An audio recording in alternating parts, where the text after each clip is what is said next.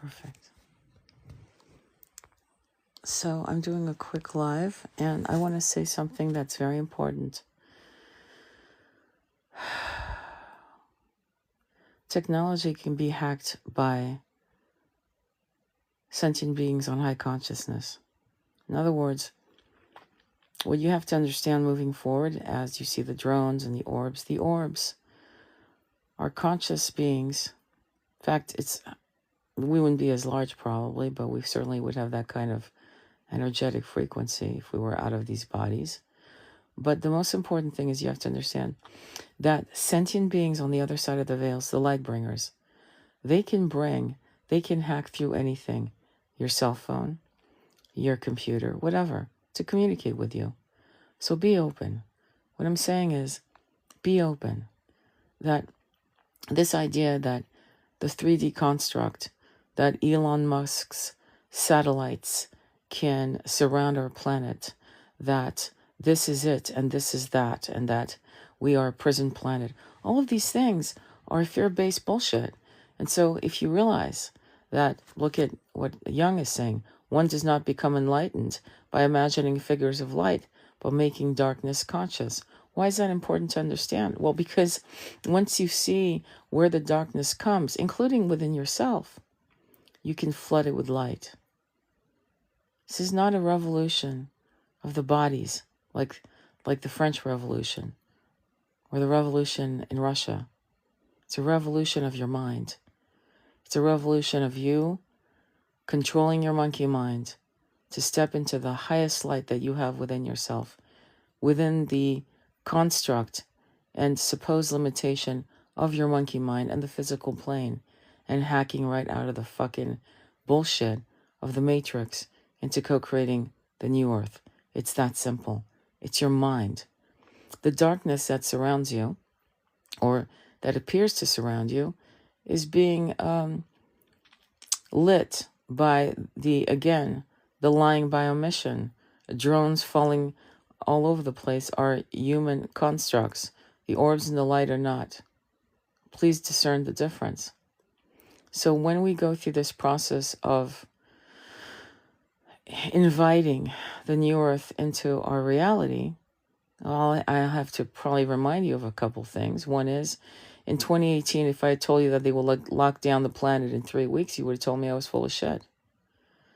If I told you that they would do it using a germ, you would have told me there's no way. If I told you they would have masked us, make us stand in line in an airport 6 feet apart, and then sit us like sardines in seats on a plane in a cockpit, you would have told me that was insane. And yeah, that's exactly what happened. So possibility is something that you're going to have to expand on.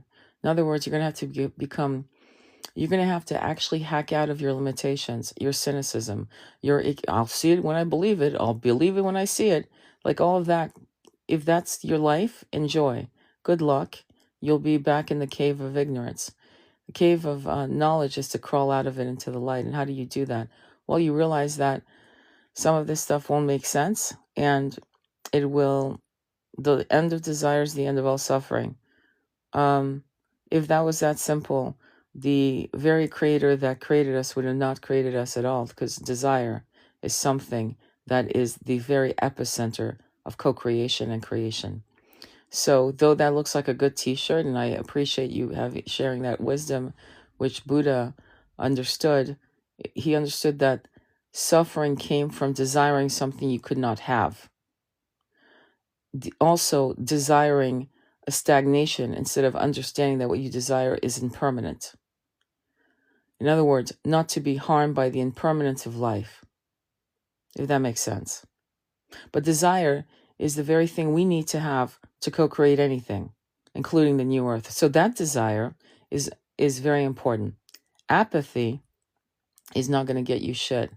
Desire is going to help you co-create. And I'm sorry if I wounded anyone on that one. Because people like to cling to rhetoric, that beautiful rhetoric, that was created 3,000 years ago, which was important in that time. But now this is a new age. And this new age needs new taglines, I guess. In other words, there's nothing wrong with desire unless you desire the end of impermanence. And then you'll be in a lot of pain. There's no doubt. So with that said, understand that sentient beings from the other side of the veils can use any technology they want at any time. They can communicate with you, and that's fantastic. That's a win. So whatever these billionaires think they can do to use, say, Project Bluebeam and Bluebeam and other things to create fear in the mass collective, you need to keep calm, and you need to just embrace close your eyes, as a matter of fact, and go within and travel through the universes and remember who you are. Remember who you are. And that means remember where you once was when you were incarnated on different planets. Remember yourself as a starseed. If you really think, I can't even believe that people still think that the planet is it and there's no other sentient beings on any other planet. Just because we can't see life form in the moon or life form in Venus or Jupiter due to these supposed experts who think that because of this and because it's impossible in 3D. For Christ's sakes, we can't even see half the shit around us. There's a vibration of light that is so intense that we can't even match it to see colors. So scientists have proven that there are colors we can't even see due to our 3D mortal eyes. We don't have the frequency match to see things. That's why psychics and people who can see on a different level are vibrating to a match frequency to see entities that the naked eye of your average Joe or Jane can't see. And part of that problem of why there's a constraint is because the monkey mind is a massive, dense, filtering system. Imagine going through 20 feet of concrete and metal. In a sense, that's what we're hacking out of. That is actually what's making our awakening such a miracle. And that's what's making the 1% panic. So when you look up in the sky, as I've said in my last few lives, it's really not for people like us.